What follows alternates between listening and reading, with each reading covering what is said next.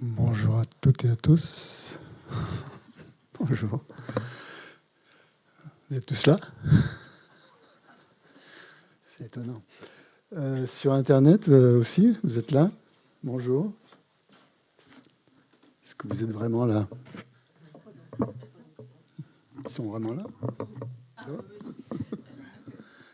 Bonjour à tous, bonjour Christian. Bonjour. La télévision, c'est bien. On est caché dans la vacuité. Bonjour Christian. Bonjour tout le monde. Bonjour. Si on analyse, Bonjour à tous. vous n'êtes pas vraiment là en fait. Il y a des images sur un écran avec des pixels, avec des choses qui existent réellement, mais un écran, mais c'est tout. C'est pareil pour nous, hein? Est-ce que tu es vraiment là? C'est pareil pour vous, exactement. Exactement, c'est pareil pour vous. Voilà, tout ce que vous voyez sur l'écran, en fait, les personnes que vous voyez sur l'écran, tout ce qu'on voit apparaître sur l'écran, en fait, n'y est pas. Mais on croit que ça y est. Mais oui. C'est un très très bon exemple pour méditer sur la vacuité, l'écran. Ben justement, on va commencer comme ça, tiens. Oh, on va peut-être pas commencer comme ça, c'est un peu raide quand même, mais bon. On va juste prendre conscience de ça, de là où on est actuellement, prendre conscience de sa respiration, faire attention au souffle qui entre et qui sort, amener toute son attention, toute sa concentration sur ce mouvement du souffle, de la respiration.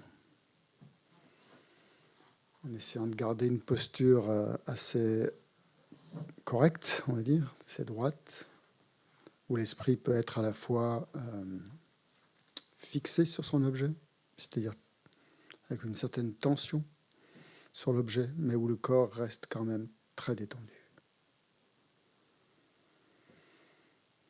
Donc on essaie de trouver cet équilibre entre tension et détente.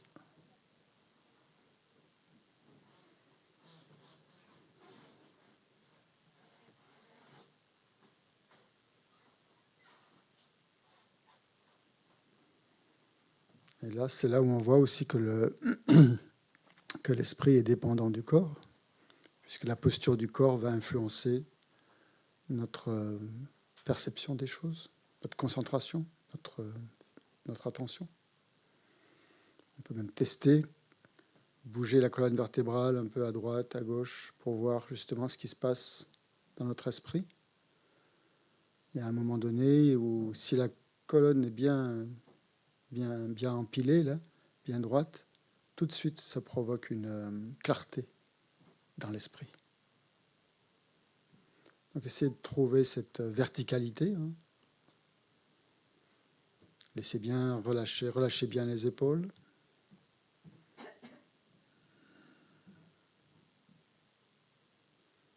Et faites des petits mouvements à droite ou à gauche, ou devant ou derrière, pour essayer de trouver la posture qui est le plus propice à la concentration.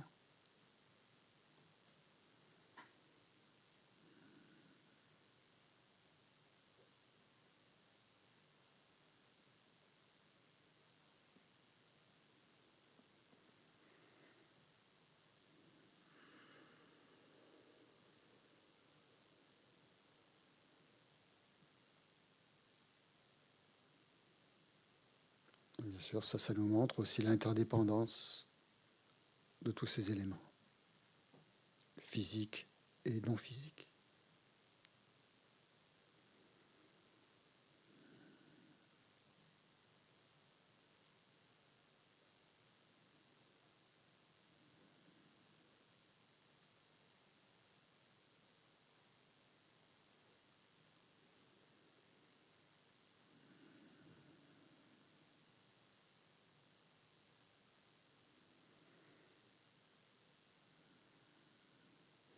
Donc, comme d'habitude, hein, vous laissez passer toutes les pensées qui s'élèvent, comme des nuages dans le ciel, et vous restez concentré sur cet espace vaste, clair, qui est votre esprit.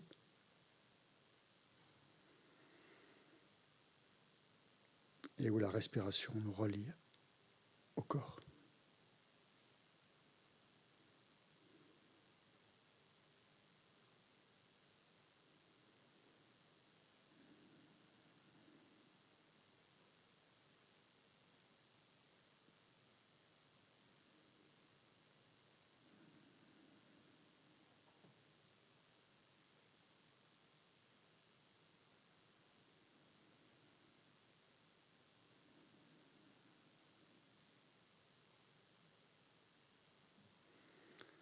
Donc, c'est ce qu'on appelle la première fixation de l'esprit, la fixation de l'esprit sur l'attention, sur le souffle, pardon, sur l'attention au souffle.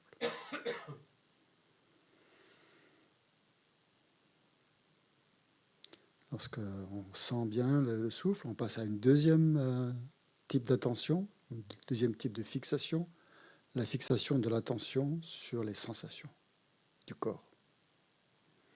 Donc là, on se concentre sur toute sensation qui apparaît dans notre corps, de la tête aux pieds, en parcourant donc toutes ces parties,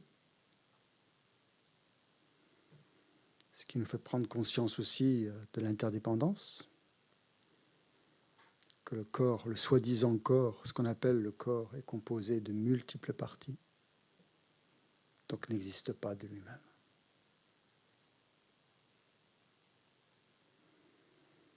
Donc là, vous vous concentrez sur toutes ces sensations qui s'élèvent les unes après les autres, à différents endroits. Ça peut être des sensations agréables, des sensations neutres, des sensations plus déplaisantes. Mais qu'importe, vous les regardez juste comme étant des sensations, sans les juger.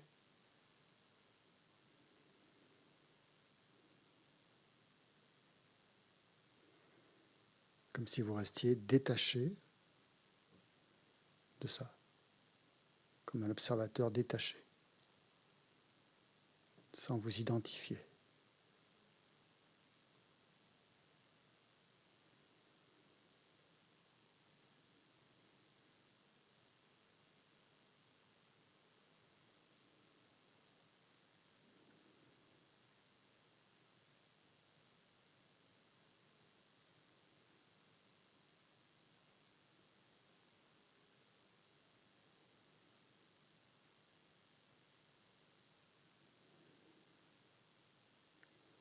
Un autre bienfait de cette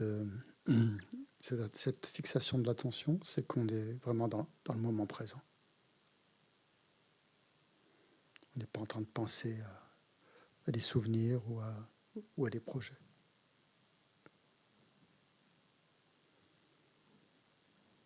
On est juste dans la sensation présente.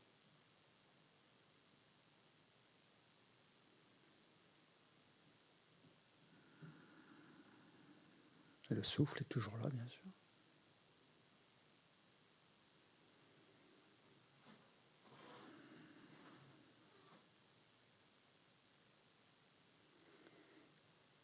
Okay. Lorsqu'on est bien établi dans cette attention, on passe à une troisième fixation de l'attention.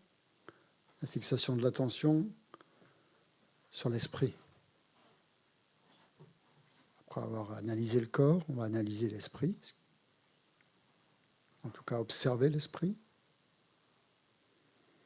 Et être conscient de tout ce flot continu d'événements mentaux qui ont lieu, ou pas, dans notre esprit.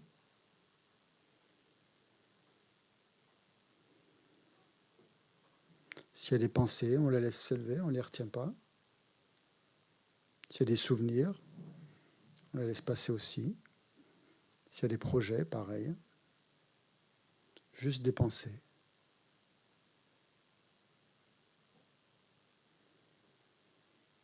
Donc on est attentif à ce mouvement continu sur lequel on ne met pas forcément de je, de moi.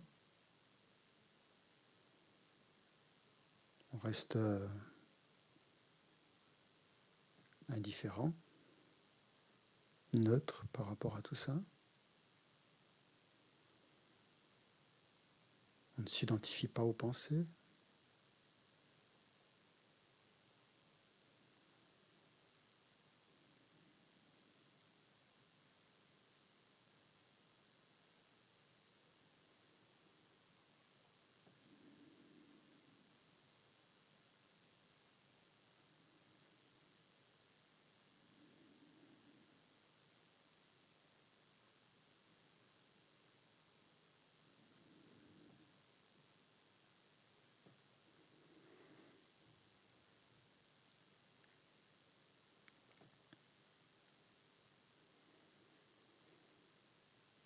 Donc on goûte à cet état extrêmement spacieux, extrêmement vaste, sans limite.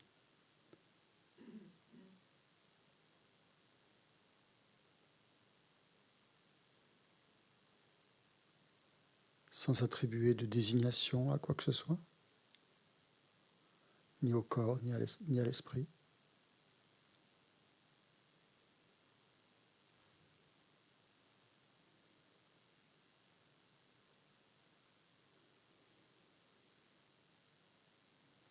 Pleinement détendu. Dans cette nature vide.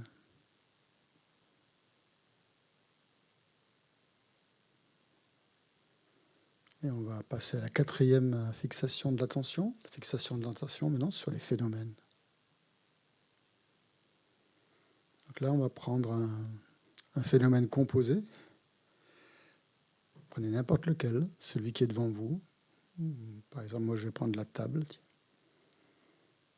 Mais vous pouvez prendre autre chose. Vous pouvez prendre votre montre, vous pouvez prendre un stylo, la feuille de papier, votre cahier, votre verre d'eau, ce que vous voulez. N'importe quel phénomène qui est devant vous. Observez-le. Et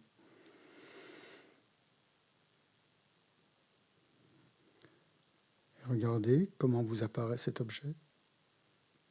Par exemple, cette table m'apparaît comme si elle existait réellement.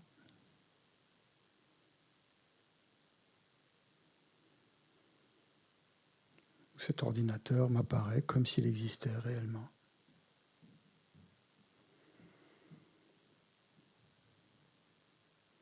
Pour exister, cet ordinateur dépend de ses parties, de ses composantes.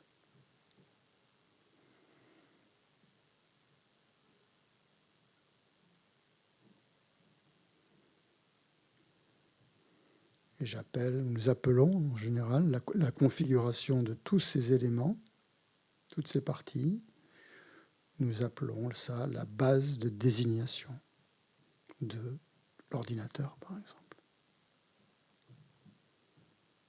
ou de la table. Donc toutes ces parties, tous ces éléments sont ce qu'on appelle la base de désignation.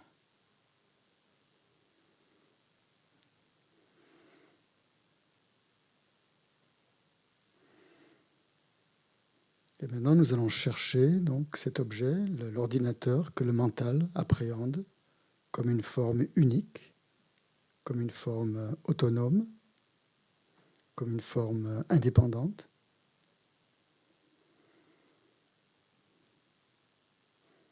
Et pour le chercher, nous devons analyser, nous devons le chercher dans tous ses composants, dans tout ce qui compose l'objet en question.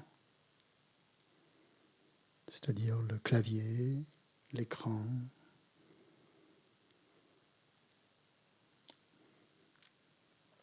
les différents fils qui sont à l'intérieur, les composants électroniques.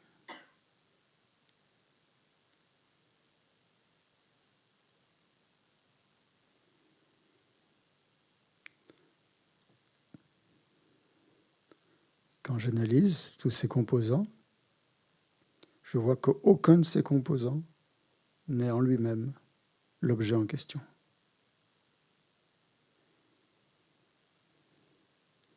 Le clavier n'est pas l'ordinateur, l'écran n'est pas l'ordinateur,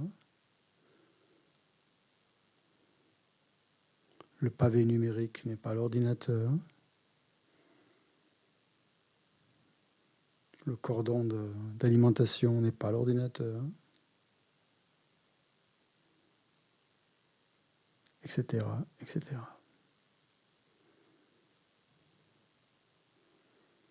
Donc différentes parties qui ne sont pas l'objet, qui ne sont pas l'ordinateur, forment l'ordinateur. Grâce à quoi ? Grâce à la pensée.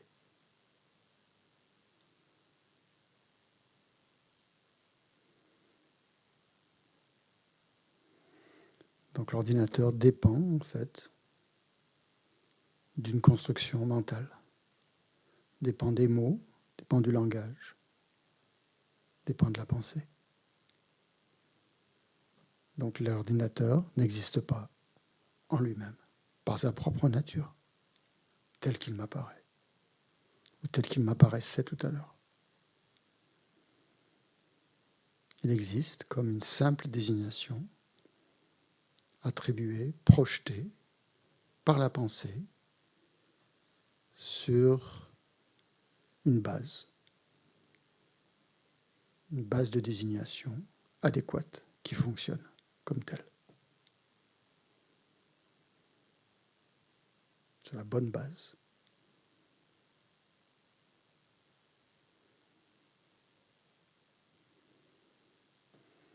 Et donc ça suffit, ce raisonnement suffit pour réaliser la vacuité.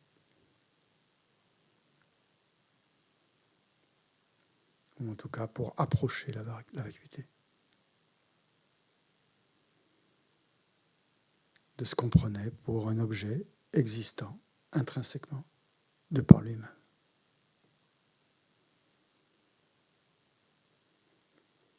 Plus on va répéter cette analyse, plus elle va s'intégrer à notre esprit, plus ça va devenir clair, et plus on va pouvoir sauter dans le vide.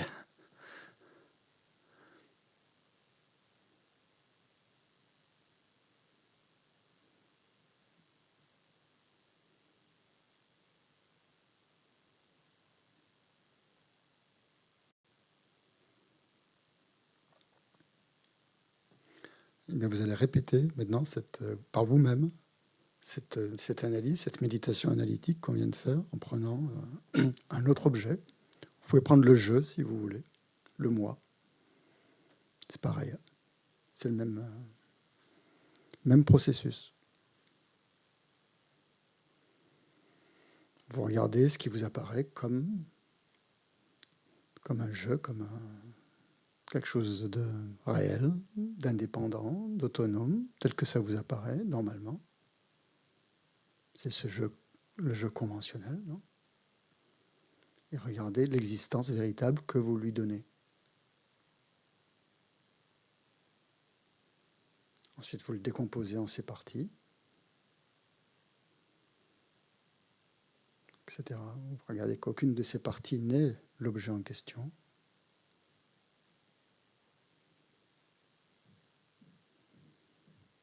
Et vous voyez donc que cet objet, l'existence véritable de cet objet disparaît dès qu'on prend conscience que c'est la pensée qui impute, qui désigne, qui met un nom, un concept. Et qu'à partir de ce moment-là, à partir du moment où l'on désigne la chose en question, cette chose-là nous apparaît comme existant véritablement.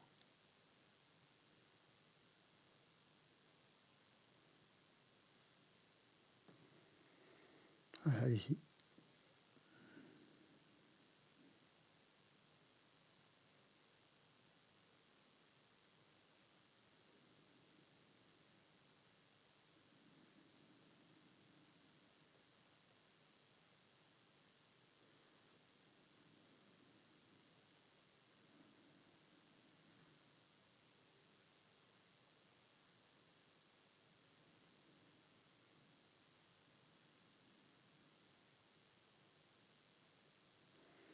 Si vous analysez le jeu, quelle est la base de désignation du jeu ?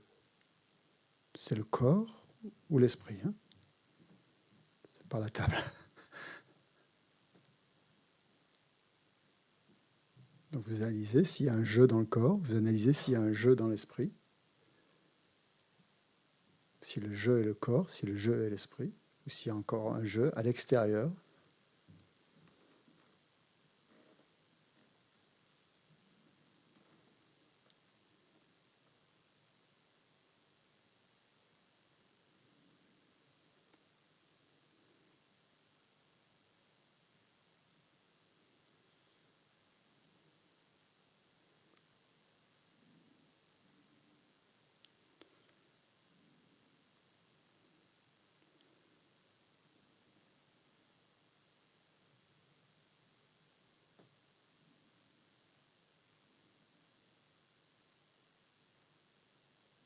N'allez pas trop vite. Il ne faut pas sauter à la conclusion avant d'avoir fait toutes les étapes.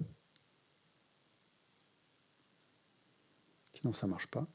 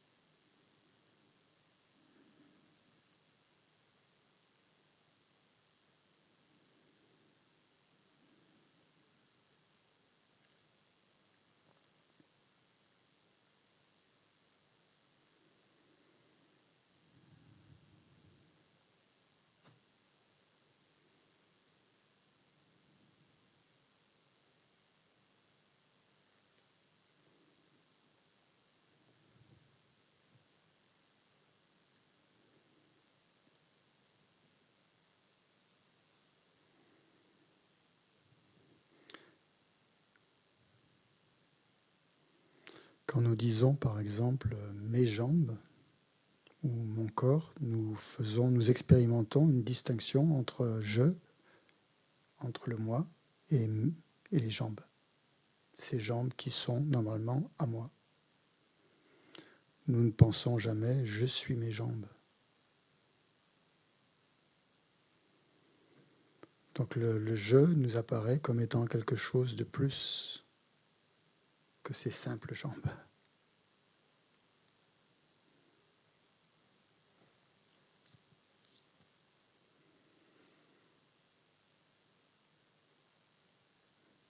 Donc ce je qui nous apparaît comme étant quelque chose de plus que ces simples jambes, où est-il ?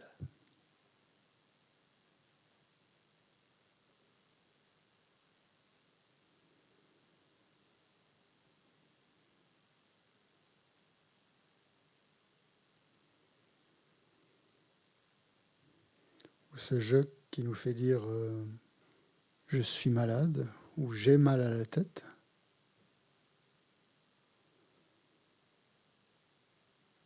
Il est où ? Qui est-ce qui est malade ? Qui est-ce qui a mal ? Est-ce que c'est moi ou est-ce que c'est la tête qui a mal ?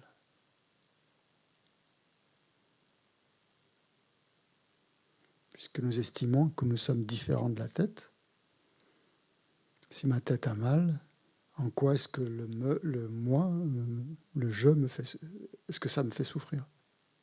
Si nous sommes vraiment différents.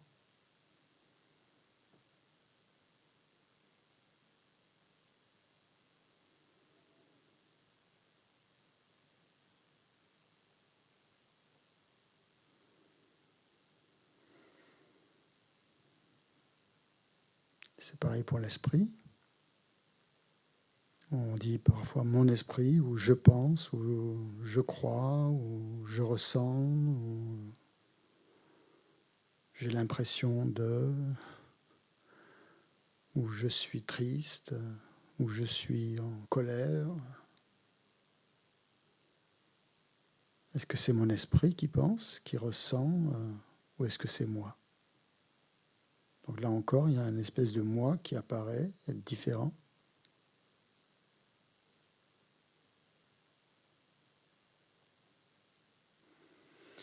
Donc si l'esprit était vraiment le moi, était vraiment le je, ce serait une contradiction de dire mon esprit. On ne pourrait pas dire mon esprit.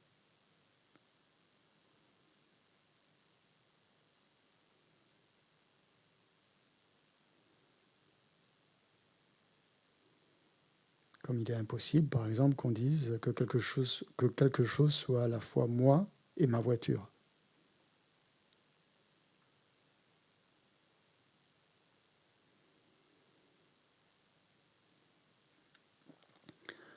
On peut prendre un autre exemple.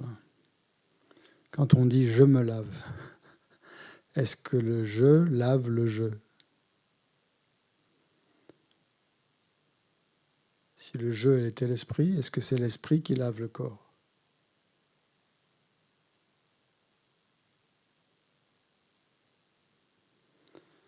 Ou est-ce qu'une seule main lave les autres parties du corps?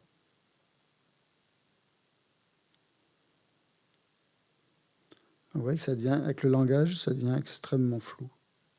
Parfois, nous considérons notre esprit comme le moi, comme moi. Parfois, nous considérons le corps comme étant un moi. Parfois, c'est exactement le contraire.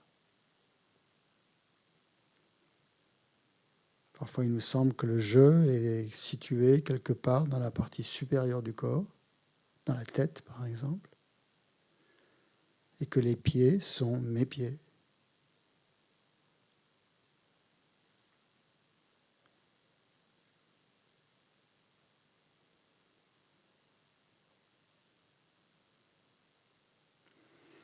Par habitude, le je, il nous semble être à l'intérieur de la peau, à l'intérieur de ma peau.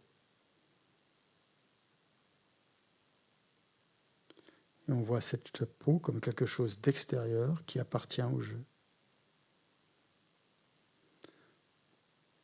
Et parfois, nous avons même l'impression d'être complètement en dehors de notre esprit. Ça peut arriver.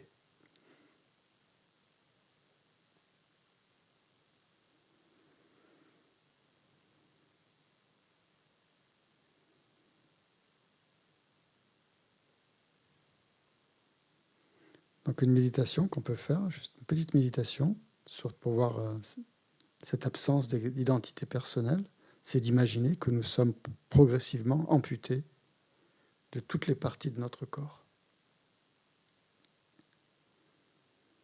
Et en essayant de détecter comment ça affecte notre sentiment d'individualité. Essayer de voir jusqu'où on peut aller dans ce processus de désintégration physique. Si nous nous sentons toujours la même personne que nous croyons être.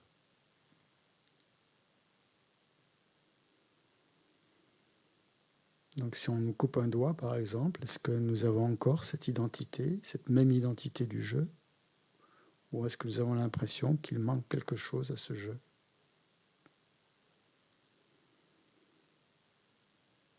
Est-ce que nous nous sentons encore la même personne? Si on nous enlève 2 doigts, ou 3 doigts,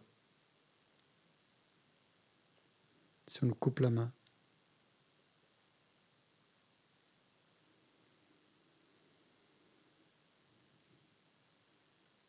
est-ce que nous ressentons que nous sommes la même personne que quand nous disposons de tout notre corps?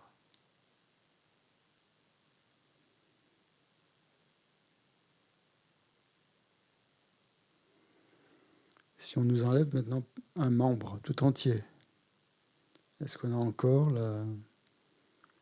est-ce que notre sensation d'être, est-ce qu'on a la sensation d'être différent de ce que nous pensons être?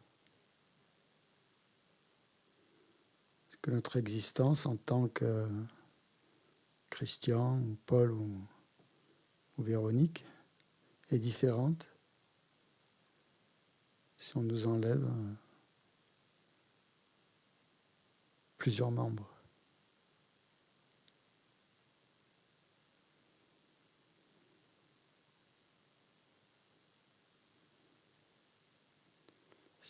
Et si on nous enlève tous les membres, s'il ne reste que le torse et la tête, est-ce que nous ressentons encore que nous sommes cette personne que nous nommons?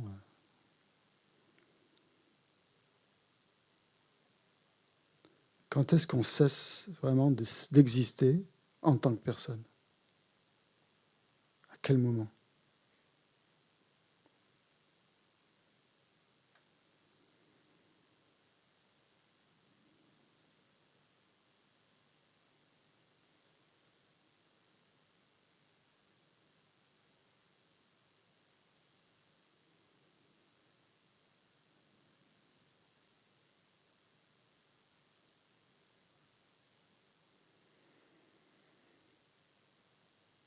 On va prendre l'exemple de ce qui se passe au moment de la mort, par exemple.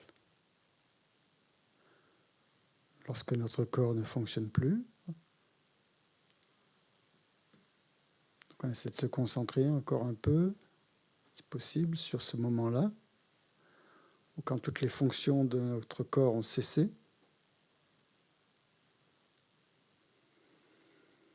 on sent bien qu'il y a encore un jeu quelque part, même si notre corps ne fonctionne pas.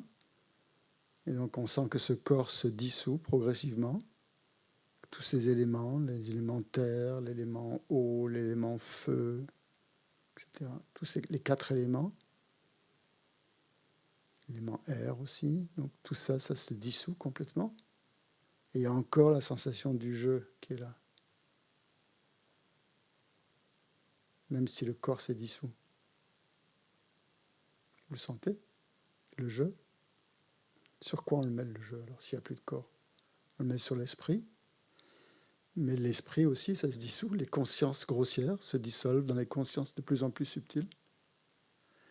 Les consciences auditives, olfactives, tout ça, ça cesse. Toutes les consciences grossières se résorbent. Essayez de le sentir. Ça se résorbe de plus en plus dans les consciences un peu plus subtiles, un peu plus subtiles, un peu plus subtiles, jusqu'à la conscience la plus subtile qui soit, à laquelle on s'identifie encore légèrement, mais très très très très très très peu.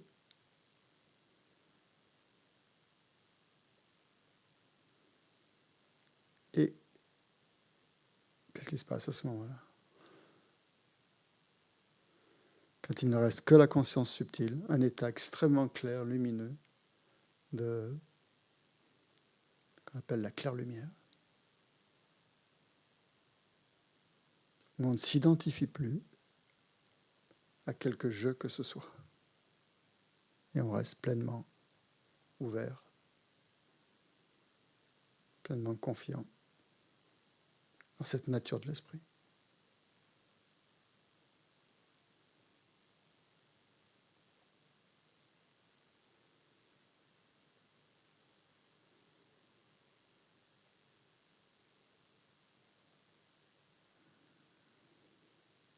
Et à ce moment-là, si vous avez réalisé la vacuité, vous décidez, en fonction de votre motivation, si vous allez apparaître avec un corps pour le bien des êtres, pour aider les êtres dans le samsara, ou si vous allez rester dans cet état-là. Tout dépendra de votre motivation. Si vous êtes un bodhisattva, vous allez vous manifester avec un corps de chair, d'os, mais sans souffrance, pour aider les êtres. Est-ce que c'est pas merveilleux, ça? Donc on imagine que cette aspiration à vouloir aider les êtres prend la forme d'un disque de lune dans notre cœur, là, au centre de notre poitrine, un disque de lune irradiant de lumière blanche.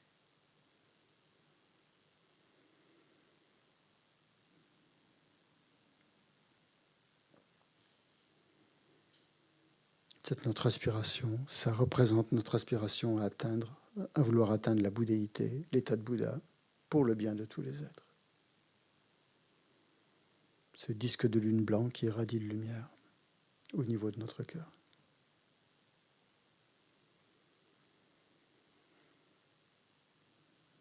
Et en même temps qu'on ressent cette compassion, cette volonté de vouloir atteindre l'éveil pour le bien de tous les êtres, on ressent aussi que tous les phénomènes qui relèvent du samsara comme du nirvana, tous les phénomènes donc n'existent que de manière interdépendante, qui dépendent tous les uns des autres, de la manière la plus subtile qui soit, en ce sens qu'ils existent que comme une simple désignation, projetée ou attribuée par une conscience.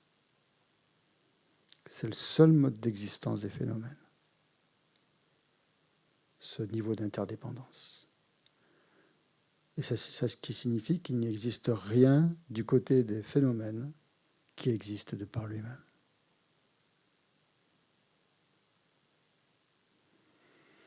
Donc, pensons ainsi que tous les phénomènes sont vides, c'est-à-dire dénués d'une existence propre, d'une existence intrinsèque,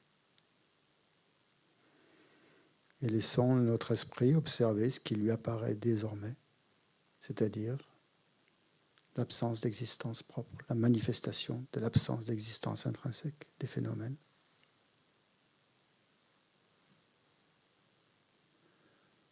Donc, tous les phénomènes sont vides, vides de ça, vides de cette existence propre.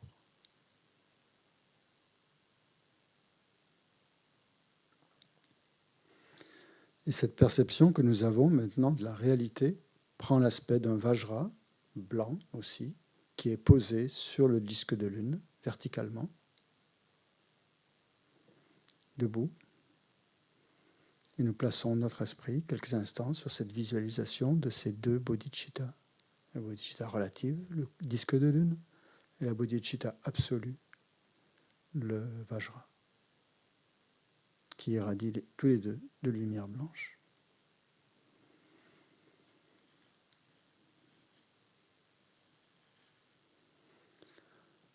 Essayez de ressentir que ces deux symboles, donc les rayons de lumière qui en partent, illuminent complètement tout votre être, éliminent tous vos voiles, dissipent tous vos voiles émotionnels, vos voiles cognitifs, tout ce qui vous empêche d'atteindre la libération et l'éveil.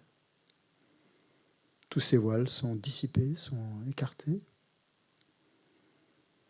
et que donc, de ce fait-là, nous devenons des Bouddhas.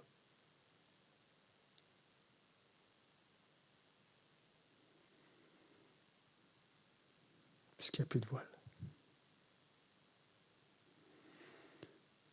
Donc, lorsque nous avons visualisé cela, nous imaginons maintenant que ces rayons irradient au-delà même de notre corps, vont toucher l'ensemble des êtres, dans toutes les directions,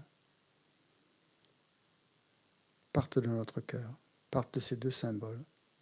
Et à l'extrémité de chacun de ces rayons se trouve un disque de lune et un Vajra blanc qui vont au contact des êtres, qui les bénissent, qui leur permettent de transformer leur esprit et qui voient s'éveiller en eux ces deux bodhicittas, ces deux formes d'esprit d'éveil qui éliminent leurs deux types de voiles pour qu'ils deviennent eux aussi, à leur tour, des Bouddhas.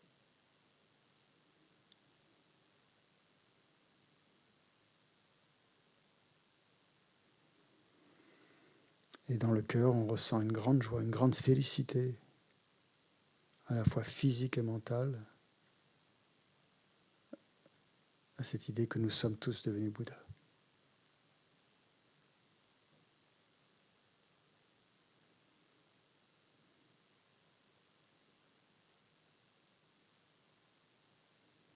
On laisse cette félicité se répandre en nous comme un liquide, un flot de nectar qui élimine tout, qui nous comble de joie, qui nous comble d'amour, de bien, de compassion.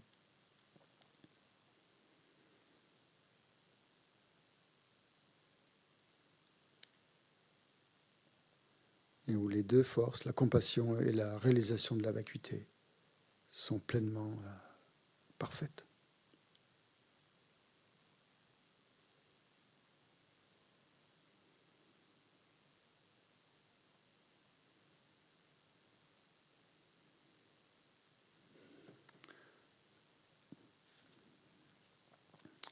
Donc maintenant qu'on a fait ça, on peut vraiment adresser un éloge au Bouddha Shakyamuni en prenant les prières qu'on récite au début des enseignements à la page 73.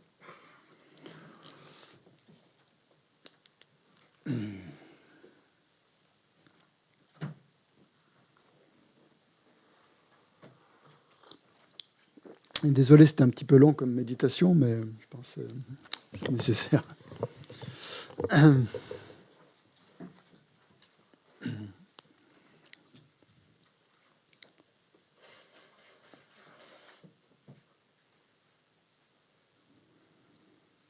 Donc bien sûr, ces méditations, vous devez même, je dirais, les faire par vous-même.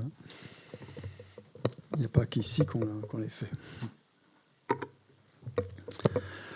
Donc, page 73, louange au Bouddha Shakyamuni, donc, qui est la manifestation de la réalisation de la sagesse et de la compassion. Lama tomba chomdende deshin she padra jompa yanda padzope sangye rikpa danja sudempa dewa shekpa jikten kempa kepo durwe kalo gyurwa laname pa ladanam gitumpa sangye chomdende pelgerwa shakyatu pala chatsalo choto kyapsuchi om.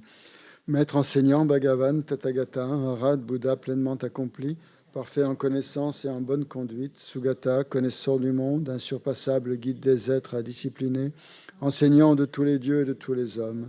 À vous, Bouddha, Bhagavan, glorieux conquérant, Shakyamuni, je rends hommage et présente des offrandes. En vous, je prends refuge.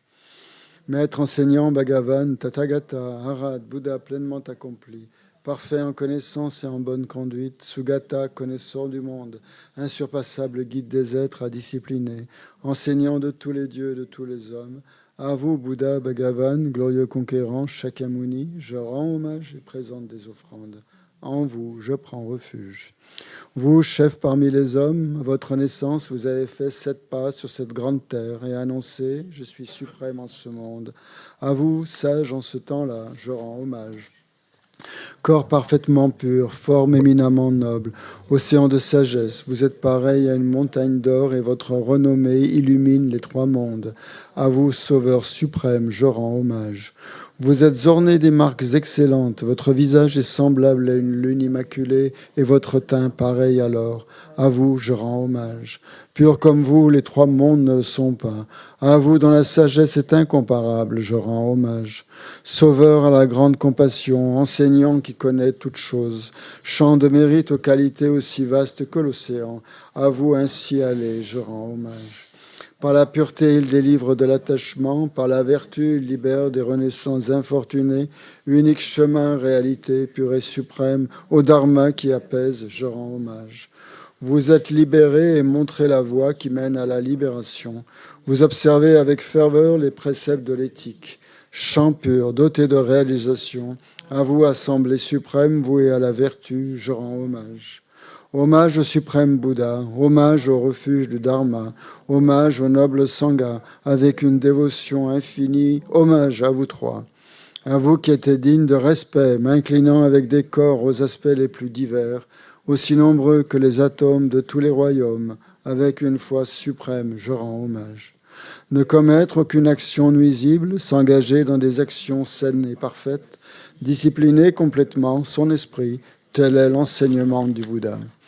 Comme une étoile, une vue déficiente, une aberration visuelle, une flamme, une illusion, une goutte de rosée ou une bulle, un rêve, un éclair ou un nuage, considérez ainsi tous les phénomènes composés. Par ces mérites puissent les êtres atteindre l'état d'omniscience et vaincre à l'ennemi les défauts.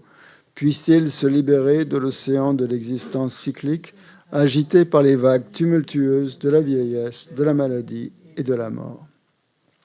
Donc là, on va réciter les sutras du cœur de la perfection de la sagesse. Donc, c'est vraiment le cœur du sujet, là où on en est. Essayez vraiment de prêter attention au sens profond des mots qui sont dits et pour bien comprendre donc, cette absence d'existence propre de toutes les parties, de toutes les composantes, en fait, de notre être.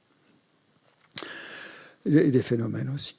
Hommage aux 3 nobles, rares et sublimes. Voici ce qu'une fois j'ai entendu. Le Bhagavan se trouvait à Rajagriha, sur le pic des vautours, entouré d'une grande congrégation de moines et d'une grande assemblée de bodhisattvas. À ce moment-là, le Bhagavan était absorbé dans la concentration sur les catégories de phénomènes appelées perceptions profondes. Au même moment, le Bodhisattva Mahasattva Arya Avalokiteshvara contempla la pratique même de la profonde perfection de la sagesse et il vit que les 5 agrégats également étaient vides de nature propre. Puis par le pouvoir du Bouddha, le vénérable Shariputra s'adressant en ces termes au Bodhisattva Mahasattva Arya Avalokiteshvara. Les fils de la lignée, désireux de pratiquer la profonde perfection de la sagesse, comment doivent-ils s'y prendre ? Le Bodhisattva Mahasattva Arya Avalokiteshvara répondit alors au vénérable Sharadvatiputra. Shariputra, les fils ou les filles de la lignée qui désirent pratiquer la profonde perfection de la sagesse doivent la considérer de la manière suivante. Ils doivent contempler correctement et à maintes reprises le fait que les 5 agrégats sont vides de nature propre. La forme est vide, la vacuité est la forme. La vacuité n'est pas autre que la forme, et la forme n'est pas autre que la vacuité. De même, la sensation, l'identification, les facteurs composés et la conscience sont-ils vides? Shariputra, ainsi, tous les phénomènes sont-ils vacuités? Ils sont sans caractéristiques. Ils ne naissent ni ne cessent, ne sont ni souillés, ni non souillés, ni déficients, ni parfaits. En conséquence, Shariputra, dans la vacuité, il n'y a ni forme, ni sensation, ni identification, ni facteurs composés, ni conscience. Ni œil, ni oreille, ni nez, ni langue, ni corps, ni mental. Ni forme, ni son, ni odeur, ni saveur, ni objet du toucher, ni phénomène mental. De l'élément de l'œil, et ainsi de suite, jusqu'à l'élément du mental et l'élément de la conscience du mental, il n'y a pas d'élément. Il n'y a ni ignorance, ni élimination de l'ignorance, et ainsi de suite, jusqu'à il n'y a ni vieillissement et mort, ni élimination du vieillissement et de la mort. Et à l'avenant, il n'y a ni souffrance, ni origine de la souffrance, ni cessation, ni voie. Il n'y a ni sagesse transcendante, ni obtention, ni non-obtention. Shariputra, ainsi, puisqu'il n'y a pas d'obtention, les bodhisattvas se fondent-ils sur la perfection de la sagesse et ils demeurent en elle, l'esprit sans voile et sans peur. Et comme ils sont passés bien au-delà de toute erreur, ils parviennent au stade final du nirvana. C'est en s'appuyant sur la perfection de la sagesse que tous les Bouddhas des 3 temps, eux aussi, font naître pleinement, surpassable éveil parfaitement accompli. Aussi le mantra de la perfection de la sagesse, le mantra de la grande connaissance, le mantra auquel rien n'est supérieur, le mantra égal à l'inégalable, le mantra qui apaise à jamais toute souffrance, doit être reconnu comme véridique car il ne trompe pas. Et voici le mantra de la perfection de la sagesse. Taryata gate gate paragate parasamgate bodhi soha. Shariputra, c'est ainsi qu'un bodhisattva, mahasattva, doit s'exercer à la profonde perfection de la sagesse.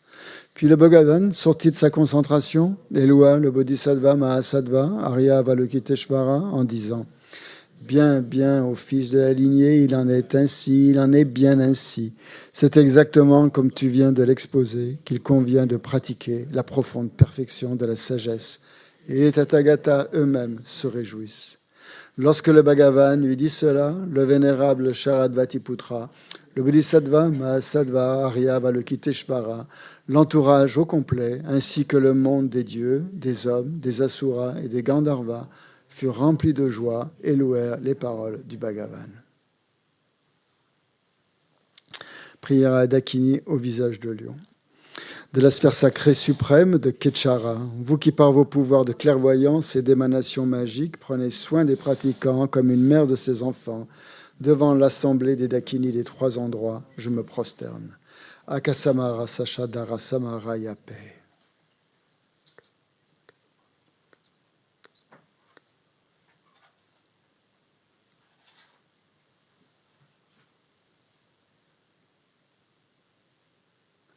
Akasamara Sachadara Samaraya Pe.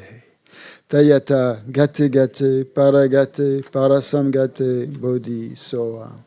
Par les enseignements des 3 nobles rares et sublimes dotés du pouvoir de la vérité, que les obstacles soient évités, qu'ils soient chassés, qu'ils soient apaisés, que tous les ennemis et toutes les forces négatives contraires au Dharma soient complètement pacifiées. Puisse la multitude Shantim Kuru Soha. Puisse la multitude des 80 000 obstacles être dissipés. Puissions-nous être séparés des conditions adverses au Dharma. Puissent tous les plaisirs être en accord avec le Dharma. Puisse le bonheur parfait et tout ce qui existe, tout ce qui est de bon augure, régner ici et maintenant. Page 98, le courte offrande de Mandala. Sashipe ki chushin meto charira lenjin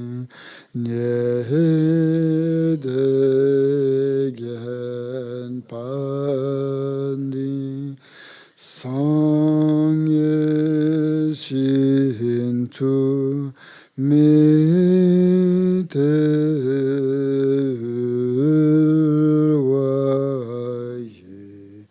Drakena Dashin La Chepashu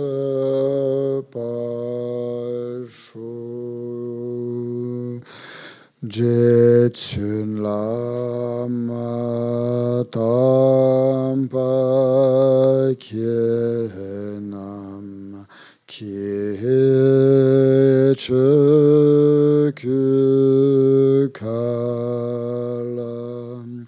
Kyen Se Chechik Jita Sampe Duljedin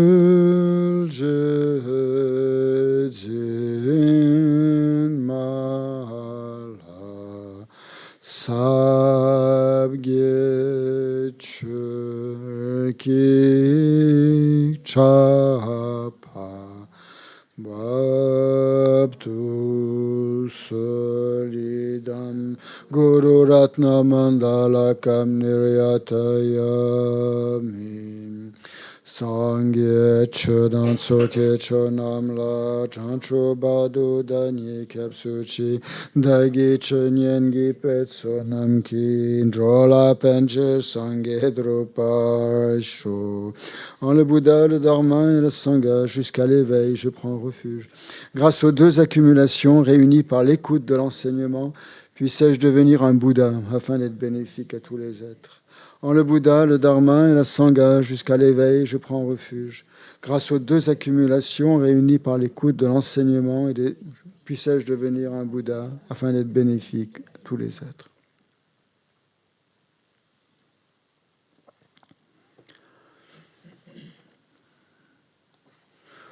Donc ces prières, elles ont pour but aussi de nous rappeler que le Bouddha est toujours présent avec nous, quoi qu'il arrive, et qu'on peut à tout moment s'en remettre à lui, se relier à lui.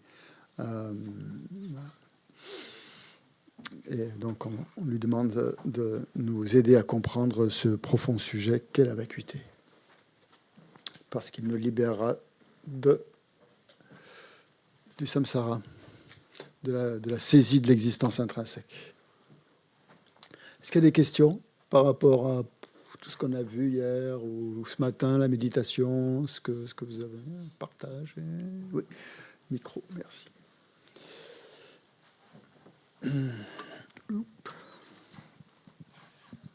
Bonjour. Ce matin dans la méditation, quand on se concentrait sur le jeu, tu nous as fait nous concentrer sur le corps d'abord, ouais, et ensuite sur les événements mentaux. Je me demandais dans les agrégats, après la forme, il y a la sensation. Où se trouve la sensation? Dans le corps ou dans le mental? À votre avis? Alors moi, je pensais que c'était plus dans le mental. Sensation, c'est quand même quelque chose de physique. Après, on l'interprète de différentes manières. Le mental va l'interpréter de différentes manières. Mais la sensation elle-même, en tant que la sensation. Qu'est-ce que c'est que la sensation? Oui. Tu peux analyser la sensation. De quoi est-ce qu'elle est faite, la sensation? De différentes parties qui ne sont pas la sensation. J'avais compris que la forme était l'agrégat physique et les 4 autres agrégats étaient les agrégats mentaux. C'est de là que porte ma confusion. Très bien, merci. Ouais, intéressant. Ouais. C'est parce qu'en fait, on identifie tout de suite les sensations. Dès qu'on a des sensations, on y met le label soit agréable, désagréable ou neutre. Hein. Elles nous apparaissent comme ça, les sensations. Donc elles sont reliées au mental. Mais en fait, comme le montre le Sutra du cœur, en fait, quand on dit les agrégats sont vides, on prend que l'exemple de la forme. On dit la forme est vide, la vacuité est la forme, mais on pourrait le faire aussi pour tous les agrégats. C'est-à-dire les sensations aussi sont vides. Si on analyse les sensations, qu'est-ce que c'est qu'une sensation? C'est composé aussi de multiples parties qui ne sont pas les sensations, etc., etc.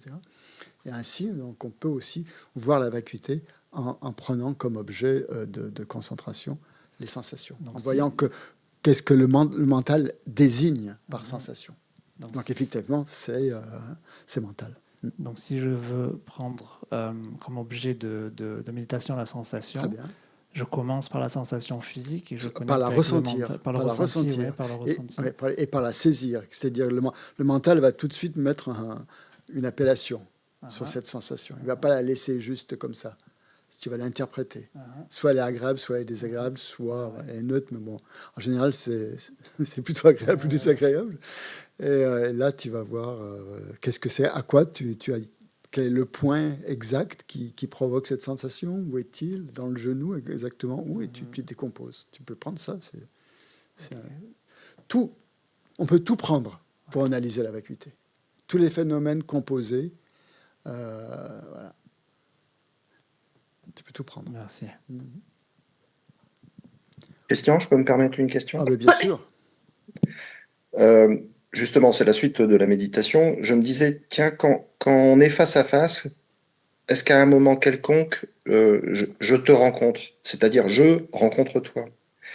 Parce que finalement, avec le processus qu'on a fait là, de suppression du soi, mais en fait, je me rends compte que jamais je ne te rencontre toi. J'ai des manifestations de toi, j'ai des réactions face aux manifestations de toi, mais toi, je te rencontre jamais. Parce qu'il n'y a pas de moi intrinsèquement existant que tu peux rencontrer, qu'un jeu intrinsèquement existant pourrait rencontrer. On nie pas le jeu, on ne nie pas le moi, le toi ou ce que tu veux, on nie toujours, n'oubliez jamais ça, l'absence d'existence intrinsèque de ce jeu auquel on adhère. Là, qu'est-ce qu'on est en train de faire là? On est en train d'adhérer à l'existence intrinsèque de quelque chose.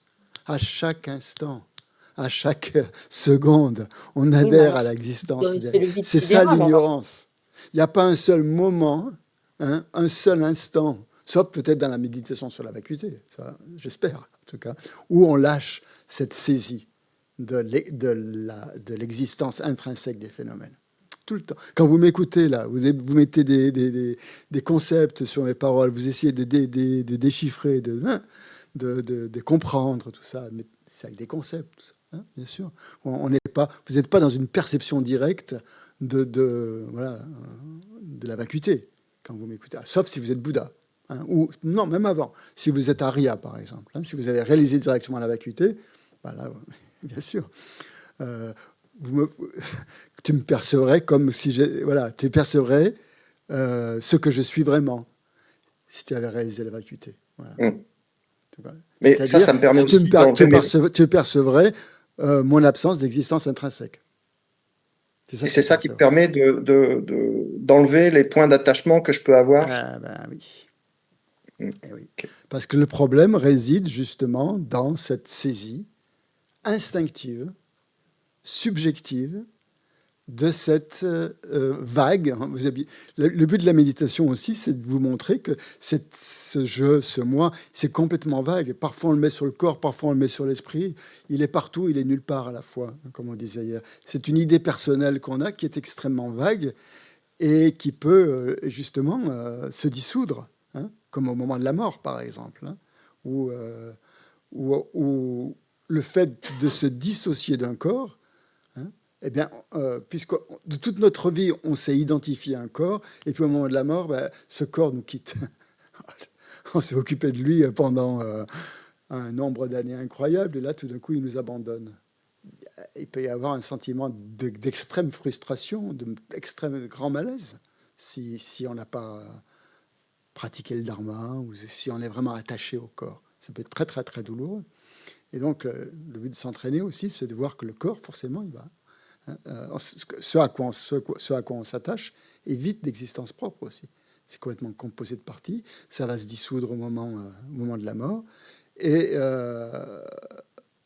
va y avoir un moment où il n'y aura pas de corps. Et le corps on ne s'identifiera plus à un corps, puisqu'il ne fonctionnera plus comme corps. On sera, disons, peut-être, je sais pas, dans le meilleur des cas, étendu sur un lit, tranquille, à l'hôpital. Et là, on pourra se dissocier, peut-être, de cette identification au corps, à ce moment-là. Qu'est-ce qu'on va faire à ce moment-là? On va s'identifier à l'esprit, uniquement. Le corps sera dissous, plus ou moins. L'idée du corps sera dissoute. On va s'identifier à l'esprit. Et puis, petit à petit aussi, cette idée de l'esprit aussi va se dissoudre.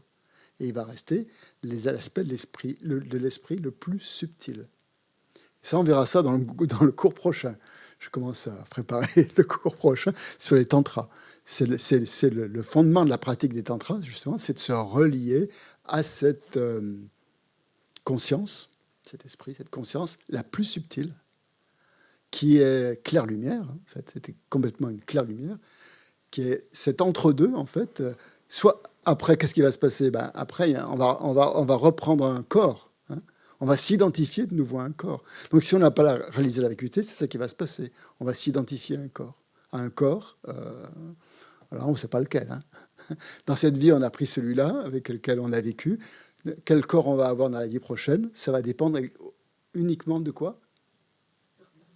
Du karma, c'est-à-dire des éléments du karma, de deux éléments fondamentaux qui sont ce qu'on appelle la saisie, hein, l'attachement, en fait, si vous voulez, et la soif de reprendre une nouvelle existence, si on n'a pas réalisé la vacuité. On va avoir une telle envie de se réincarner, de reprendre un corps. Hein, voilà, parce que le fait de se retrouver sans corps, tout d'un coup, c'est la panique, si on n'a pas réalisé la vacuité. Donc, on va vouloir se réidentifier à un nouveau corps. Et on va réapparaître avec un nouveau corps. Dans le bardo, par exemple. Hein.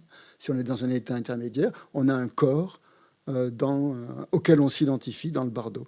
Alors, à ce moment-là, on dit que l'être du bardo, il voit le corps, l'ancien corps. Mais comme on ne s'identifie plus à ce corps-là, il n'y a plus vraiment d'émotions qui sont par rapport à ce corps. Mais tout se passe parce qu'on s'identifie à un nouveau corps, à un corps du bardo. Et c'est la même chose dans le rêve, quand on rêve. Hein, c'est exactement comme le bardo. On s'identifie à un corps de rêve. Bon, un corps de rêve. Un corps onirique, on va dire. C'est de vous identifier à un corps de rêve, on ne sait pas. Mais en tout cas, un corps onirique auquel on s'identifie dans le rêve. Et auquel on adhère. On a des émotions dans les rêves, hein, parce qu'on est identifié encore à un corps. Et donc, il n'y a que quand on a réalisé la vacuité qu'on n'adhère plus à cette identification à un je, à un moi. Hein. Donc, on est libre de ça. Donc si on qu'est-ce qui va nous pousser à nous réincarner?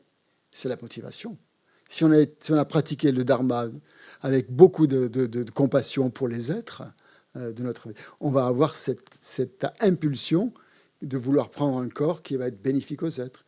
Et on va apparaître d'une manière qui soit extrêmement bénéfique aux êtres, comme par exemple un être réalisé qui apparaît sous une forme humaine pour nous guider, comme un maître spirituel, par exemple. Ou un moine, ce qu'on veut, qui sera le plus à même de nous guider sur la voie de l'éveil, à une époque donnée. Ça ne veut pas dire que, voilà, ça ne veut pas dire que peut-être dans 100 ans, il faudra peut-être apparaître d'une manière différente, parce que les êtres auront besoin d'une forme grâce à laquelle ils pourront être guidés sur la voie, et qui sera la plus à même d'être guidés sur la voie. Il se trouve qu'encore dans cette vie, nous sommes encore influencés par l'image du Bouddha Shakyamuni qui est apparu sous forme de moine, pleinement ordonné, tout ça. Et ça a encore un impact profond sur notre esprit quand on voit des êtres comme Geshe Loden, par exemple, qui représentent cette forme du Bouddha. Et on a encore pour nous, c'est encore la meilleure façon de nous amener à la voie et de nous faire progresser sur cette voie. Ouais. J'ai répondu à la question? Oui. Alors, je sais pas, je sais plus à qui je dis merci, mais je te remercie. Conventionnellement, on existe. Hein. On ne nie pas la réalité conventionnelle. Hein. De toute façon. Hein. Là, on est en train de faire une analyse ultime. Quand on cherche le jeu, on est dans une analyse ultime. Hein. On ne mélange pas les deux. Okay. J'ai une question. Oui. Alors, il faut ouvrir un micro fictif sur Internet. Il y a une petite image, une petite icône d'un micro. Il faut cliquer dessus. Normalement, ça s'ouvre. C'est magique ou pas, mais bon, je ne sais pas. On ne vous entend pas. On attend... Ah, vous m'entendez? Ah oui. Ah, d'accord. Je voulais savoir, pour ceux qui veulent renaître en terre pure, comment ça se passe?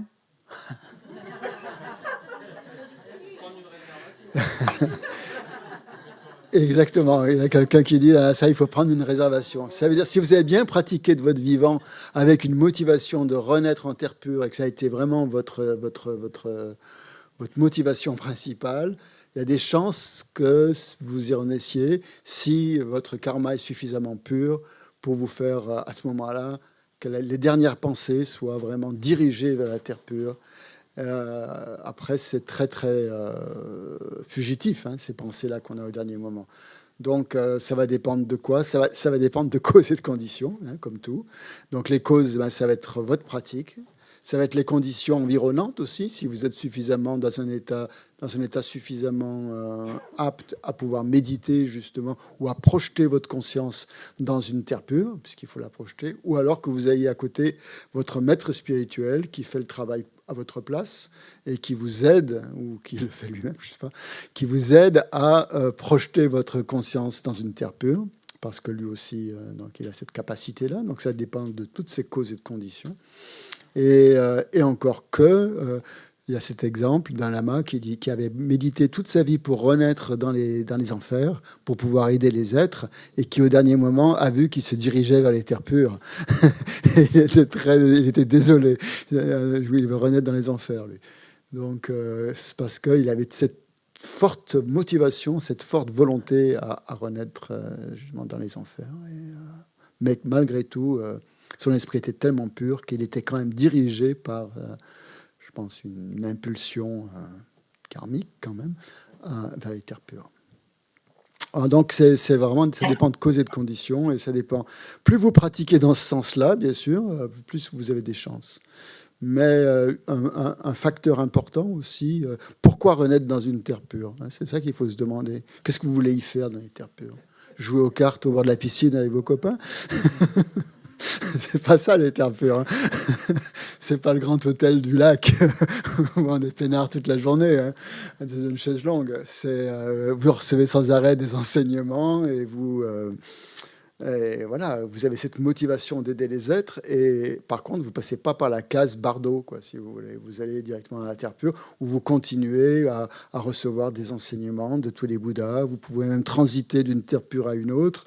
Voilà, si vous avez ces capacités-là, c'est formidable. Mais il faut avoir cette motivation de...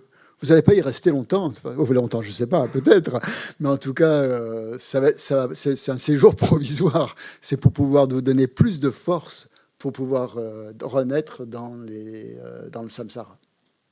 Donc, si vous avez cette motivation, pourquoi pas? Ça peut marcher.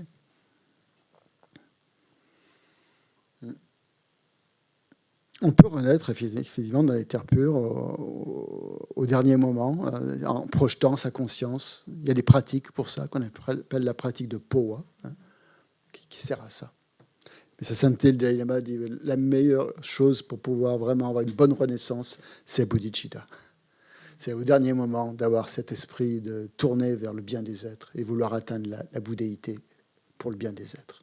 Ça va peut-être vous faire renaître en terre pure, mais peu importe où vous renaissez à ce moment-là, parce que vous renaîtrez dans un endroit favorable où vous allez pouvoir continuer à progresser avec la bodhicitta, quoi. Ça, c'est sûr que c'est plus garanti, disons, peut-être.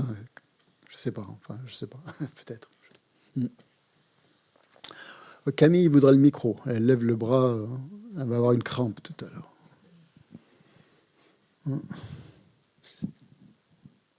Merci. Du coup, donc on peut considérer que le sens de notre existence, c'est de nous libérer pour libérer les êtres. Oui, bien sûr. De vous libérer et de libérer les êtres, oui. Et ça s'arrête après. Comment ? Je veux dire, ça s'arrête pas, mais je veux dire, là finalement... jusqu'à ce que tu deviennes Bouddha, que tu concrétises ce souhait de pouvoir aider les êtres. Mais même finalement, Bouddha, une fois qu'il est Bouddha, ou qu'on est Bouddha, mettons... Qu'est-ce qui se passe ? Donc, en fait, après, c'est bizarre de dire ça comme ça, mais ça s'arrête là, où, du coup... Tout le temps, on va libérer les êtres, mais on n'a plus la notion du temps, du coup, en fait. C'est ça ? un peu. Oui, je pense qu'il n'y a plus de notion de temps au sens conventionnel du terme. Oui, qu'est-ce que c'est que le temps? Parce que Qu'est-ce que c'est que le temps? Ben, c'est ce que nous, on va limiter notre vie. C'est une en fait. désignation conceptuelle. Hein, on est Oui, bien voilà. Donc, pour un Bouddha qui n'a pas de désignation conceptuelle ayant une existence propre, on pourrait dire qu'il n'y a pas de temps qui existe de manière intrinsèque. Donc nous, quand on dit chercher un sens à notre existence, entre guillemets, je sais pas, il y en a, ça va être dans le travail, j'en sais rien. En fait, ça n'existe même pas pour lui, ça, en fait. Non, c'est pas une motivation. C'est une motivation non référentielle. Il n'y a plus de sujet et plus d'objet. Il n'y a pas d'effort. Il n'y a pas d'effort. C'est complètement spontané. Et donc, comment on peut répondre à notre question de recherche du sens à l'existence? En voulant atteindre l'état de Bouddha, où on sera le plus bénéfique aux êtres. Seul cet état permet vraiment d'être pleinement bénéfique aux êtres. C'est ce que disent les enseignements. Pourquoi on veut atteindre l'état de Bouddha? Pour le bien des êtres. Qu'est-ce qui prime? C'est l'état de Bouddha ou c'est le bien des êtres? Normalement, c'est le bien des êtres. Tu veux en priorité faire le bien des êtres. Qu'est-ce qui va te permettre de faire le bien des êtres? C'est d'atteindre l'état de Bouddha.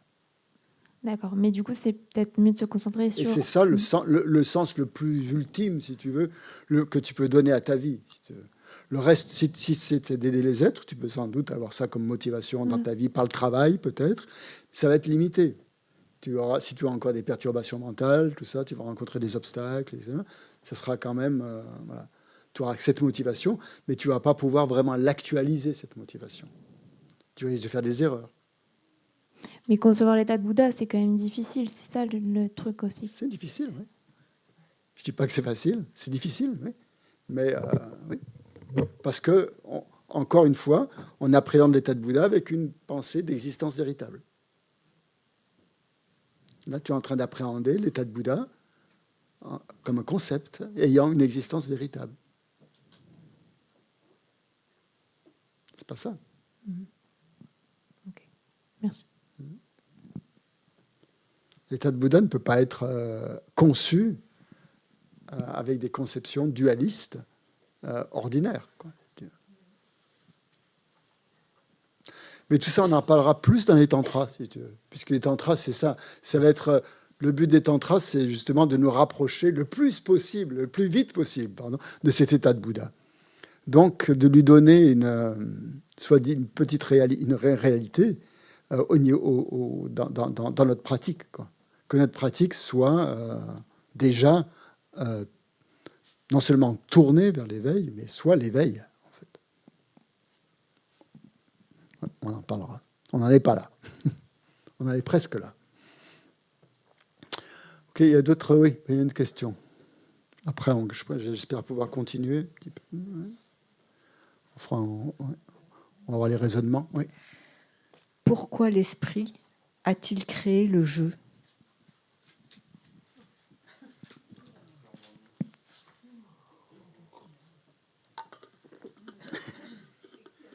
Oui.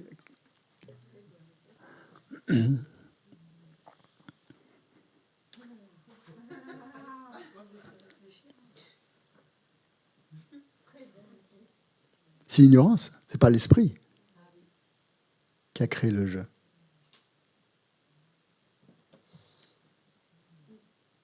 C'est pas la nature de l'esprit qui crée le jeu.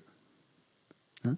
Qu'est-ce que c'est que l'esprit? Si tu parles de la nature de l'esprit, on parle là de l'ignorance. Le problème, c'est l'ignorance. C'est ça qu'il faut éliminer de notre esprit. C'est pas notre esprit qu'il faut éliminer, qui est responsable. Ça, le grand responsable, c'est ça, c'est l'ignorance. Hein? Ce qu'on appelle donc la saisie du jeu. C'est ça qui... Donc d'où elle vient cette saisie du jeu? Eh bien, elle vient du fait que l'on nomme. Hein? C'est une saisie instinctive, comme j'ai dit, et complètement subjective d'une idée d'une personne qui existe.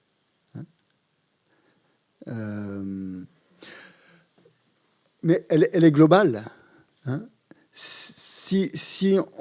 Comment dire, cette saisie de l'existence subjective d'un jeu, elle est ancrée dans l'existence réelle ou dans la saisie, dans la saisie de l'existence réelle de tous les phénomènes.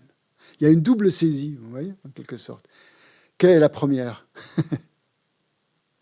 C'est d'abord la saisie des phénomènes. C'est une saisie plus profonde d'une identité phénoménale de tout, et dans laquelle on ajoute en plus cette idée d'un jeu, d'un moi. Donc il y a une double saisie. Quand on médite sur la vacuité, on fait l'inverse. On commence normalement par méditer sur la vacuité du jeu et après sur la vacuité des phénomènes. Parce que c'est plus facile. C'est plus facile de désenclencher ou de désamorcer finalement l'idée d'une existence véritable du jeu. Parce que le jeu, il est là, il est vraiment là. C'est ce qui nous touche profondément. C'est quelque chose de très, très personnel. Et après, une fois qu'on a réalisé la vacuité du jeu, c'est plus facile de l'appliquer sur tous les phénomènes. Si on fait l'inverse, après, bon, ça peut dépendre des tendances, je ne sais pas, mais bon, on dit en général, c'est plus difficile de commencer par méditer sur la vacuité des phénomènes. Donc c'est pour ça qu'on insiste, parce que donc c'est comme un réflexe qu'on a, disons, qui nous pousse à tout envisager. C'est ça l'ignorance. C'est ce réflexe qu'on a de tout envisager du point de vue du je et du moi. Et ça nous paraît la chose la plus naturelle au monde qui soit, de tout voir. Et normalement, c'est pas remis en cause. C'est remis en cause que dans une analyse ultime, que si on se livre à une analyse ultime. Si on ne se livre pas à une analyse ultime, si on accepte la réalité, le conventionnel, on ne remet pas en cause. Tout ça, ça nous paraît naturel de s'identifier, de tout voir du point de vue du jeu. Et ça, on peut le voir n'importe comment, dans toutes sortes de situations. Un exemple qu'avait donné Saint-Élie Lamache, qui m'avait fait bien rire, il disait, imaginez que vous êtes dans une grande surface, en train d'admirer des belles montres qui sont excessivement chères, des montres suisses à des prix faramineux. Et là, vous voyez le vendeur qui, maladroitement, laisse tomber une montre et que celle-ci se casse. Bon, à la limite, ça ne va pas vous causer un gros tracas, parce que cette montre, elle n'est pas à vous. C'est juste le vendeur qui l'a fait tomber, et peut-être vous allez vous dire, c'est dommage, une si belle montre, ok, mais il n'y aura pas vraiment de gros problèmes, de gros soucis. Si par contre le vendeur est en train de manipuler la montre la montre suisse qu'on vous a offerte, à laquelle vous tenez beaucoup, et qu'il la laisse tomber par terre, et qu'elle se casse, et là vous allez avoir des réactions complètement différentes. Vous n'allez pas vous dire, c'est rigolo, il a laissé tomber une montre suisse, il aurait dû faire attention. Non, vous allez complètement, ça va déclencher des émotions. Des émotions perturbatrices, ça va déclencher la colère, votre attachement, la colère contre cette espèce de vendeur qui ne fait pas attention, qui aurait pu la poser sur un meuble au lieu de la regarder comme ça. Vous allez avoir tout un tas de projections à partir de cette saisie personnelle du jeu. Ça, c'est très concret. Et il faut partir d'exemples très, très concrets. Et ça, c'est un cas, justement, où le je, le moi existant véritablement apparaît. Sinon, il n'apparaît pas. Quand vous dites, tout va bien, je suis avec des copains, on boit un coup, il y a un je qui est là, qui fait plein d'actions au niveau conventionnel. Très bien, il n'y a aucun problème. L'ignorance n'est pas en train de saisir l'existence réelle et intrinsèque d'un jeu. Par contre, dans un événement comme ça, eh bien, qui nous arrive, ça arrive, ça peut arriver. Ça nous arrive tous les jours, 24 heures, pas tout le temps, mais dans une journée, il y a toujours un moment donné où il y a quelque chose qui fait surgir à l'intérieur de nous un jeu qui apparaît, qui existe, qui semble exister de par lui-même. C'est ça l'objet de réfutation. C'est ça qu'il va falloir nier. Ça va être l'objet de l'analyse. Donc ça, c'est le premier point de l'analyse, puisqu'on va parler des raisonnements maintenant, c'est de trouver l'objet de réfutation. C'est le premier point. Si on ne trouve pas l'objet de réfutation, notre analyse, elle va patiner, elle va servir à rien. C'est comme si, On dit, si vous tiriez une flèche sans avoir de cible, par exemple, vous tirez en l'air, bon, ben, voilà, vous tirez en l'air, quoi, c'est tout. Vous n'allez pas atteindre la cible. Ou Shantideva dit aussi, c'est comme si vous voulez identifier un voleur, mais vous n'avez aucune précision sur les caractéristiques de ce voleur. Vous savez juste que c'est un homme, par exemple, qui vous a volé votre montre et qui est disparu dans la nature. Comment vous allez le retrouver? Vous n'avez aucune identification de cette personne. Hein. Ou si vous avez une vague identification en disant, oh, par exemple, c'est un homme qui est chauve. Je ne sais pas. Bon, ben, et vous ne savez pas dans quel sens et dans quelle direction il est parti. Vous allez complètement... voilà, ça ne servira à rien. Vous n'allez pas le retrouver. Hein, parce que vous ne savez pas où il est, vous ne savez pas comment il est, vous n'avez pas de caractéristiques conventionnelles, hein, pour pouvoir. Donc, il faut partir... Il faut déjà commencer par bien identifier ce je, ce moi que l'on veut réfuter. Ça me rappelle une autre histoire. Je ne sais plus qui est-ce qu'elle avait raconté, je crois. C'est Thubten Pendé. Un moine d'Alalanda, j'avais bien aimé, un Américain. Il disait, pour bien comprendre ça, il avait donné l'exemple suivant.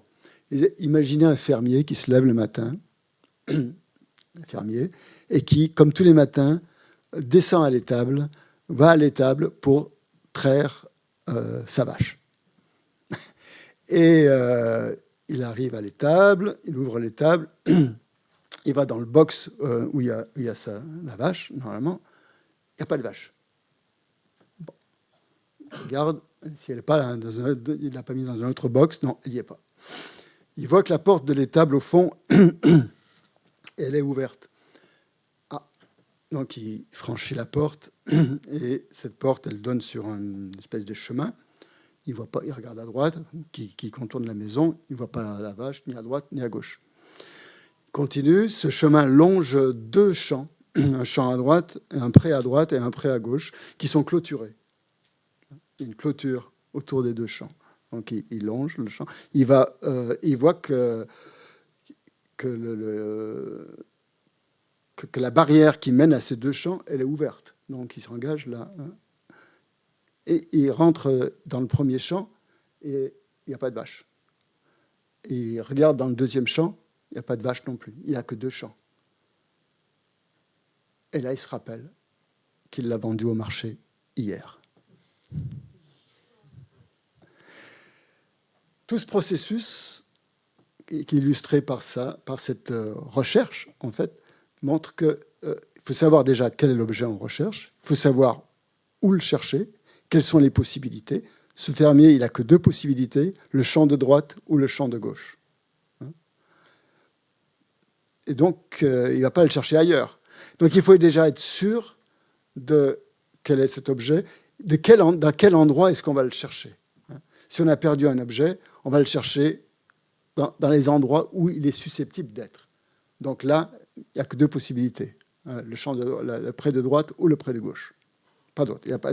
Il faut être sûr qu'il n'y a pas une 3e possibilité. Sinon, on aura toujours le doute que peut-être l'objet en question est dans ce lieu-là. Et donc, pour le jeu, c'est exactement la même chose. Pour chercher le jeu, il faut l'identifier d'abord. Il faut bien le reconnaître. Donc, on l'a identifié, ce jeu qui semble avoir une existence réelle, qui semble exister de son côté, qui nous apparaît dans des situations un peu critiques, hein, quand on est critiqué, par exemple. Hein. Quand on nous critique, quand quelqu'un nous critique, surtout critique à tort, par exemple, quand on nous accuse d'avoir volé la caisse de l'Institut, d'être parti avec, un beau matin, comme ça, alors que c'est complètement faux, quoi. Et là, moi, faire ça, Christian Charrier, vous plaisantez, quoi. Vous me prenez pour qui, hein? C'est pas possible. Enfin, vous rêvez, quoi. Et là, qu'est-ce que c'est qui apparaît ? Il y a le moi, il y a l'identification, il y a le nom, il y a tout ce que vous voulez. Ou quand quelqu'un vous accuse à tort, ou vous critique dans une foule, par exemple, hein, ou quelqu'un vous prend à partie, comme ça, pour quelque chose que vous n'avez pas fait, hein, ou quelque chose que vous avez fait, bon, peu importe. Mais il y a une grosse identification, à ce moment-là, à un objet On va dire, on va appeler un objet quand même. Un objet à quelque chose qui apparaît de lui-même. Vous voyez ce que je veux dire? Ou je parle hein? Ça vous le fait, ça aussi ou pas? Ou si on vous dit, t'es complètement stupide, mon pauvre, t'es complètement stupide, t'es idiot.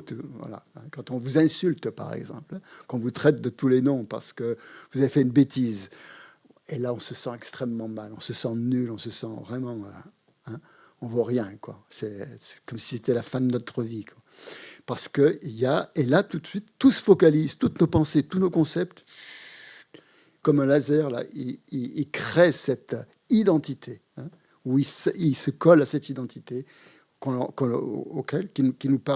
nous semble totalement existante, hein, totalement.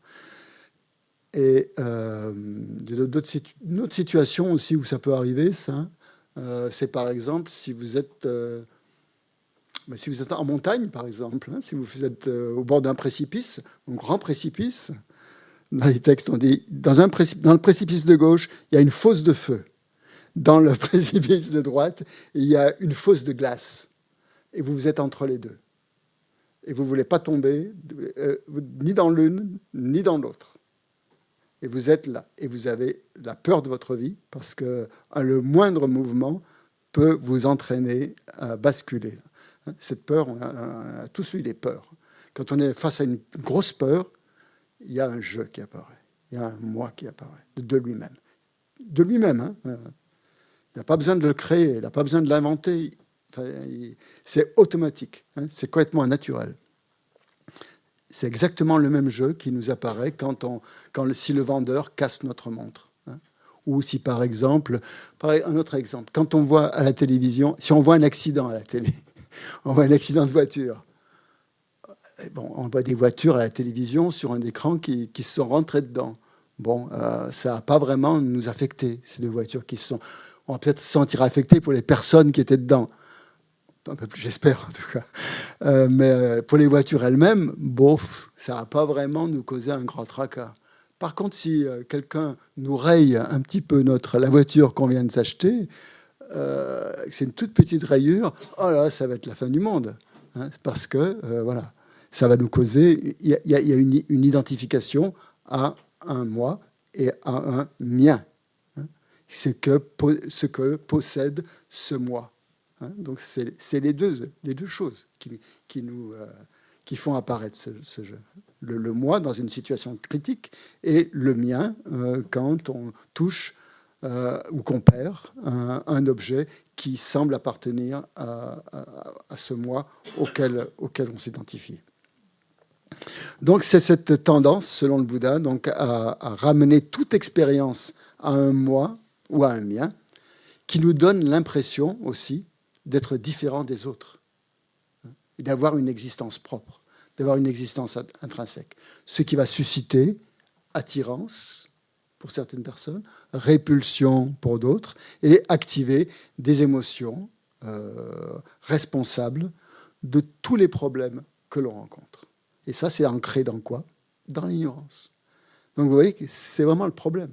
Et la méditation sur la vacuité, elle est extrêmement importante, hein, puisqu'elle vise à éliminer cette ignorance qui est la source de tous nos problèmes, en regardant le jeu. Donc la conclusion, c'est que chaque fois que nous pensons « je », chaque fois que nous pensons « mien », on fait toujours référence à un objet. Hein. Et parfois c'est notre corps, parfois c'est notre esprit, que nous appelons « je », que nous appelons « mien ». Donc la méditation sur la vacuité consiste à se servir de raisonnement analytique, avec le langage, basé sur le langage, pour nous faire reconnaître l'ignorance. C'est quoi l'ignorance? C'est une erreur, une méprise, on a dit hier, d'appréhender des choses comme existant véritablement, en elles-mêmes, par elles-mêmes, telles qu'elles nous apparaissent. Donc c'est l'apparence, en fait. C'est ce mode d'apparence c'est regarder ce qui nous apparaît. Donc le jeu, il faut le faire apparaître. On ne peut pas analyser un jeu fictif comme ça, qui n'apparaît pas. S'il n'apparaît pas, on ne peut pas l'analyser. Donc c'est la première chose à faire dans la méditation. Il va falloir faire apparaître le jeu qui nous semble exister réellement. Et si on ne le fait pas, ben, on ne pourra pas réaliser la vacuité. C'est dans ce type de raisonnement. Pour que justement, cette apparence d'un jeu qui existe réellement soit réfutée. Parce que vous voyez, il y a deux choses. Il y a l'apparence, il y a ce jeu qui apparaît, cet objet, n'importe quoi, qui apparaît. Et en plus de ça, il y a la croyance qu'il existe véritablement. Il y a les deux choses. Il y a l'apparence et la croyance. Donc il faut trouver un raisonnement suffisamment puissant qui élimine l'apparence et la croyance. Je vous le dis tout de suite, c'est plus facile d'éliminer la croyance que l'apparence. On élimine d'abord la croyance que cet objet existe véritablement. Et l'apparence, c'est quand même plus compliqué. Parce qu'on peut quand même avoir l'apparence d'un objet. L'objet apparaît lui-même comme s'il existait véritablement. Ça va durer un certain temps. Hein. Il va nous apparaître comme s'il existait véritablement. Mais on sait, parce qu'on a réalisé ou qu'on a compris la vacuité, on sait qu'il n'existe pas véritablement. Donc on n'y croit pas.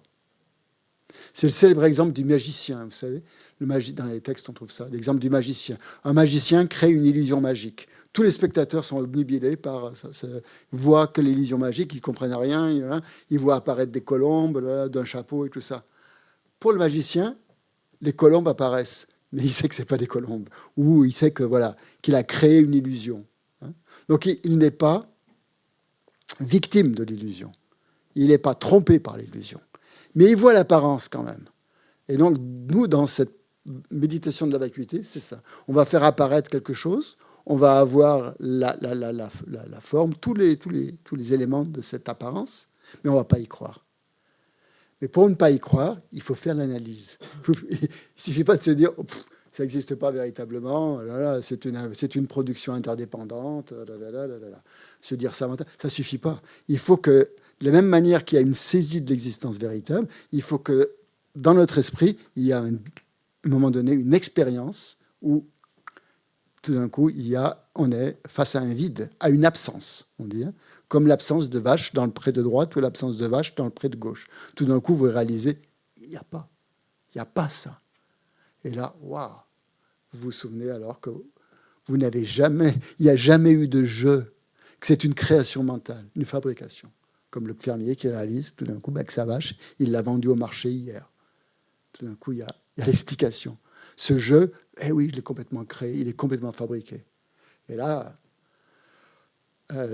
il peut y avoir deux réactions. Soit avoir très peur, parce que le Mazopa dit, c'est comme si tout d'un coup, vous aviez un tigre en face de vous, et là, vous dites, mais que tout s'écroule, ou que le tigre va vous manger, ou la peur de votre vie, ou alors, comme dit la Maïeché, un immense éclat de rire, en voyant la folie, en fait, de toutes nos fabrications mentales. Et comme, voilà, vous pouvez partir d'un immense éclat de rire, en voyant que les choses n'existent pas véritablement. Mais le Mazopar, il dit, il faut aller jusqu'au bout. Quand vous traversez la rivière, ne vous arrêtez pas au milieu du courant. Vous allez être emporté, ça ne sert à rien. Ne revenez pas en arrière, traversez, allez jusqu'au bout, même si ça fait peur. Même si le courant, même si ça fait peur, même si vous avez peur de tomber dans la fosse enflammée ou dans la fosse de droite, continuez à avancer. C'est la seule solution. Donc c'est pareil pour le jeu. Il faut faire l'expérience. Donc voilà. On va peut-être faire une pause. Une autre expérience. Sashi peki shoshi meto chare ra nye de gempadi sangye jinto mete perwaye rogun namda jingla chupa shum idam guru ratna mandala kam niyatayami.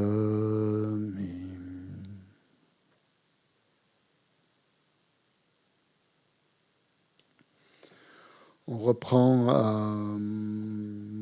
dans 20 minutes, à moins 5.